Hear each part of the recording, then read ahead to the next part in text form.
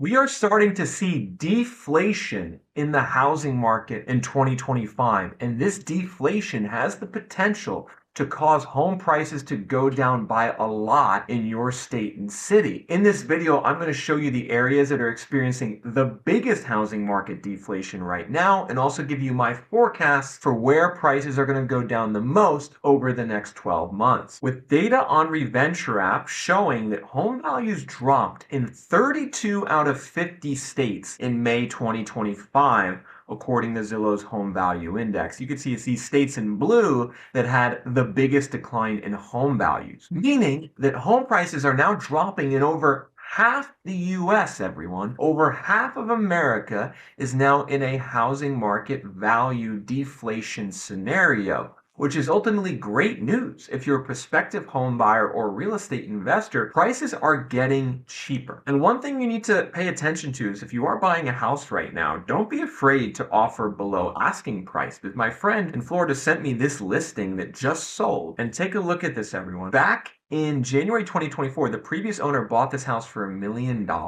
in Venice, Florida. Then they proceeded to list it for $995. They cut it down to $895, and it eventually sold for $775, $120,000 below list price. And I'm seeing more and more examples pop up like this across where I live in Florida. There's some heavy downward price pressure. The official statistics say that values in Florida dropped 0.63% on a month-over-month basis, which annualizes to about 7.6% over a year. And you can see Florida had the second biggest decline of any area in America in May. Actually, number one was Washington, D.C., the District of Columbia, dropped 0.69%. Which is 8.2% on an annualized basis. Other states that had big drops include Colorado, California, Washington, Hawaii, West Virginia, Texas, Louisiana, and Mississippi. You can also see Oregon, Arizona, Georgia, Kansas, Arkansas, Idaho, North Carolina, Nevada, South Carolina, Utah, and Montana were all in negative territory. And what's interesting to me is that it's pretty rare to see this many states and cities in the US experiencing month-over-month housing deflation. While some of you might say to yourself, oh, that doesn't seem like a big drop, 0.2, 0.4%. In actuality, to see so many areas at once experiencing a decline is very rare historically in the US housing market. And when this breadth of home value declines increases, it tends to be a signal that the market overall is in decline and that we could see things deteriorate further into the future. And when I say deteriorate further into the future, I actually am meaning that things are going to get better for you as a home buyer and investor. These prices are likely going to drop by more over the next year in the areas that are worst affected. I want you to take a look at this graph, everyone. It's a graph measuring the breadth of the housing market downturn in the US right now, and we're looking at the percentage of counties experiencing a monthly home value decline. Again, this is data sourced from Zillow's seasonally adjusted home value index, and we're looking at the percentage of counties that had a decline from April to May. And you could see in May, 62% of counties had a drop in home values. And what's really, really interesting is that this 62%, it's actually the third highest level we've seen going back over 25 years in terms of how many areas are going down. The only other two times we saw anything like this were in 2022 into 2023 when we had that interest rate shock. When the interest rates went up in 2022, there was a brief housing mini correction. And then in the last crash, it was around March 2008 when we saw 62% of counties go into a correction, and then after that you could see it accelerated to be 90% of counties, and we had a 4 or 5 year housing market downturn. So, I think what's really interesting is that a lot of people in the housing market right now are starting to acknowledge, right, that there is a slowdown, there is a correction. You look at the mainstream news articles, that's all the mainstream news is now talking about in terms of real estate, is that there's a slowdown and a correction. But what I think a lot of people don't know is that it's exceedingly rare to have this type of correction play out, and it's kind of starting to happen fast in terms of how many areas are dropping. And right now, I just actually want to show you some listings that I've been looking at in Florida, because these declines in prices in Florida are starting to get really, really big in some areas. And I view Florida as kind of a leading indicator for the rest of the US housing market. So just take a look at how much the values are dropping here. Now, this is the house I showed you earlier, everyone, in Venice, Florida, on the West Coast. It was a 4-bed, 3-bath built in 2020, where the seller literally took a $225,000 loss from what they bought it for 3 years ago. Now, here's another house on the west coast of Florida in Lakewood Ranch. This house is owned by an investor, and take a look at how much the value has dropped on this house. Back in 2022, Zillow thought this house was worth $532,000, and it very much was. This was a crazy period in Florida. Now, they've cut the price on this house down to around $379,000. So this house has literally lost 30% of its value from peak, and we're starting to trend closer and closer back to pre-pandemic. Here's a condo in St. Petersburg. It's a 1-bed, 1-bath condo, currently listed for $625,000, which is expensive. However, if you look historically, it was purchased for $750,000 in June 2022 and is now listed for sale at a $125,000 loss. So there's starting to be real money lost in the U.S. housing market by some sellers, and one entity that's driving these losses are actually the home builders. The home builders are really starting to cause values to go down in a lot of parts of in America, because some of these builders are getting very aggressive in cutting the price. And one builder in particular that I'm going to talk about right now that's gotten very aggressive in cutting the price and has actually cut the price 24% over the last 3 years. I mean, this is shocking. When I looked at this data, I was like, no way have they cut the price that much, but that's what their SEC filing said. The builder is Lennar. They're the second biggest builder in America, and some of the stuff they're doing right now in terms of their pricing is shocking. This is data I pulled from Lennar's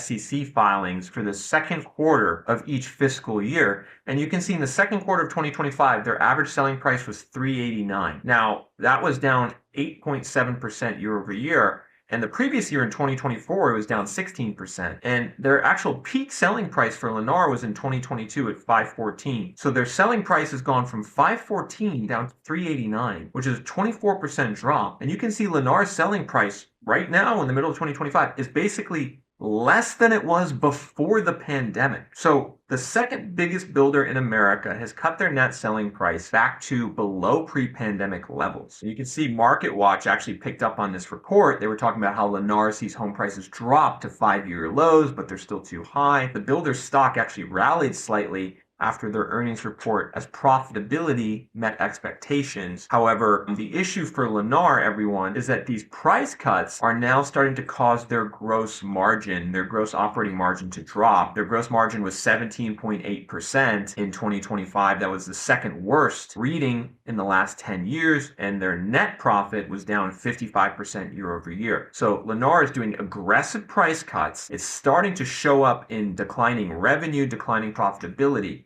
Now, the upshot for Lennar is that their deliveries of homes have remained stable and have actually gone up. Lennar delivered 20,000 homes in the second quarter of 2025. That was an all-time record, and it was actually about 58% above pre-pandemic levels. So what I think is really interesting about this Lennar data, everyone, is that it's showing you what needs to happen in the housing market overall for the market to kind of come back. Lennar's cut the prices 24%. Their profitability is down, their revenue is dropping, but their volume is actually holding up. And I think what that signals, if home values go down 20-25% in the US, you will see the buyers come back in, right? Because Lennar's volume is holding up as they're getting really aggressive on cutting the price. Now, the one thing I would push back on Lennar on, and I'd be curious if someone from Lennar would actually be willing to come on this channel and talk to me about this, because I think this is really interesting, is that Lennar's aggressive 24% price cuts are actually resulting in a lot of the people who bought in their communities going underwater, right? So if you bought in a Lennar community in 2021, 2022, 2023, there's a good chance that your house is worth less now because Lennar is cutting the value of the newer versions of your floor plan.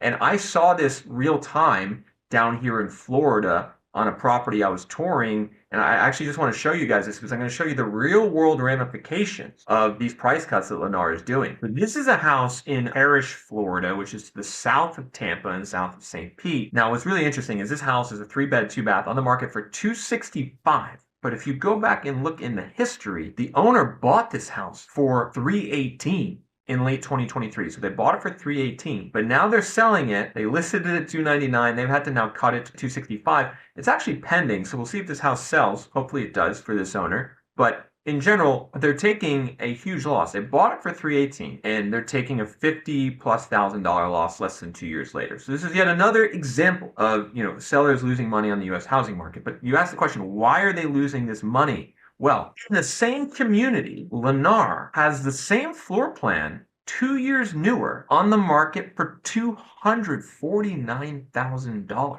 So this is the same exact community. And so this is the same house. Folks, this is the same floor plan. 3-bed, 2-bath. 1,486 square feet. That's 3-bed, 2-bath, 1,486 square feet, but brand new, 249,000. And actually, all of these newer versions of these homes pretty much are pending at 254, 255,000. I mean, it's a huge level of price reduction. And so I kind of am wondering how this is going to turn out for Lennar. Because on one hand, yes, they're driving deliveries and new orders. Their new orders were up 6% year over year, but they're also crushing the value of anyone who bought in their communities the last 3 years. And I just have to wonder if there'll be some type of reputational damage done to their brand through these aggressive price cuts. However, another thought on this is that Lennar is simply leading the housing market here, and that this is just going to happen everywhere at a certain point, or at least happen in, across a lot of markets seeing 20-25% declines, and that they're simply getting in front of this. Either way, the data is really starting to be clear about how deflation in the US housing market is starting to show up. And when deflation starts to show up, it can turn into a self-perpetuating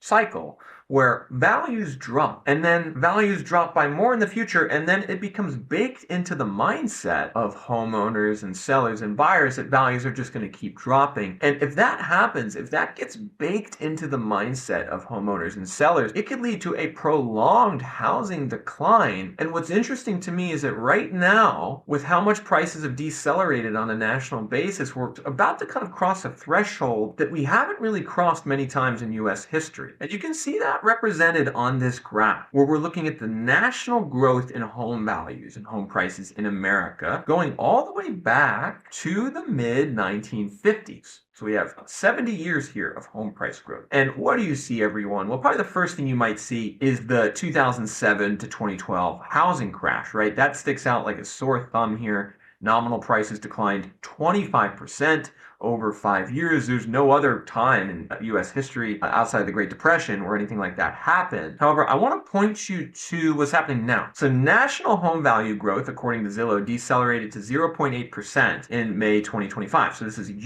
total U.S. home prices down. Total U.S. home price growth only at 0.8% year over year. We're coming close to flipping into negative territory on a national basis. There's only been a handful of times in U.S. history where this has happened, where we've even gotten this slow on home price growth. One was, again, in 2023, after we had that mini correction due to the interest rate shock. The other was the 2000 to 2012 crash. If you go back to the early 90s, there was a moderate home price correction in 1991, and then there really aren't too many other instances. In 1982, when mortgage rates went to 18%, home value growth slowed to 0.5% year over year, and then it slowed to 0.6% in 1973. So, we are starting to enter uncharted territory with these declines. And I think what's really interesting, folks, is to try to understand this home price growth relative to inflation. And that's what we're doing on this graph. So we have the blue line, home value growth, and we have the red line, inflation. And what I want to do is explain to you all why we're in a housing bubble right now, and why I think it's likely that prices keep dropping, is because over the last 25 years, home price growth, the blue line, has significantly outstripped inflation,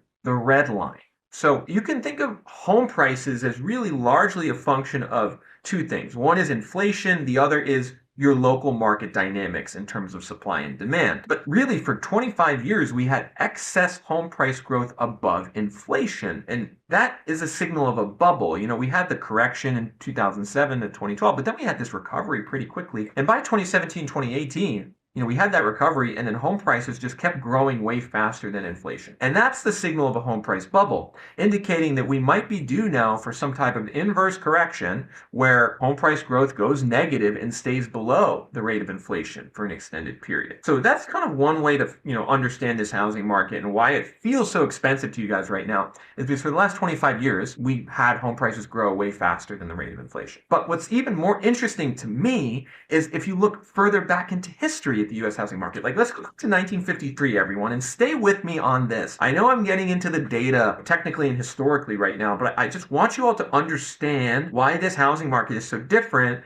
than other housing markets in US history. So in 1953, starting from there all the way pretty much to 1984, what do you notice? Inflation and home value growth in the US tracked each other almost exactly. So, while there was a lot of home price appreciation in the 1970s during the Great Inflation, it was all because of the red line, inflation. And so really the housing market was simply a function of how much the costs of other goods and services was going up, how much the incomes were going up. And that's a key thing to understand is that home prices used to be simply a function of inflation and income almost 100%. And now they became something else. Now they became the result of a speculative bubble. They went way higher than people could afford. And that makes a crash more likely. So I see some people out there say that, well, home prices have only really crashed nationally once before in US history, 07 to 2012. So they say that means they're not going to crash again. But the reality is the reason they crashed from 07 to 2012 was because there was a bubble. Prices went above inflation and income. There's an even bigger bubble today. It's the only other time this has ever happened. And the question is, if it does go into negative territory over the next year, how long is it going to stay in negative territory? Well, historically, housing market downturns tend to last about 5 years on average. So say we're 1 year in maybe to this slowdown, there could be another 4 years of home price declines coming in the future. I don't know for sure if that's going to happen, but historically, that's what the historical record says when certain cities and states go into a housing market correction. That correction lasts 4 or 5 years. And the reason that is, everyone, is psychological in some respect, right? Home prices go up for a decade. Everyone thinks the market's going to go up, and then they start going down, and then all of a sudden people lose money, and they start telling their friends, like, oh my gosh, I bought my house, I lost money, don't buy a house. You hear all these horror stories about buying a house, and then there's just this inertia in the market for years and years and years, and prices drop. And I think we could be on the doorstep of something like that again right now. And so if you are a potential home buyer or investor or someone just trying to understand the market, it's important to have this framework in mind, right? That we're in this overvalued market that's starting to correct, but could correct by a lot more in the future. And the ultimate way to have an understanding of the risk factors of buying in your market and how much prices could drop is to look at two key data points, everyone. One data point is the overvaluation rate. How fundamentally overvalued prices are in your area compared to the long-term norms. If home values are 50% overvalued in your city and zip code, well, that's telling you be very, very careful buying. There could be a lot of downside. Meanwhile, if prices are undervalued, it's telling you it's a safer time to buy. And that overvaluation metric is really one of the first things you should look at. If you're trying to make a decision about is now the right time, how much should I offer on this house, what's the downside, what's the upside, look at that overvaluation rate, because I'm going to tell you folks, where I am here in Florida, the prices are dropping, but they haven't dropped by enough because the values are still crazy, crazy overvalued. Like, take a look at this. If we look here at Pinellas County in Florida, and just to zoom out, you can see Pinellas County here. This is where St. Petersburg and Clearwater is. It's across the bridge from Tampa. And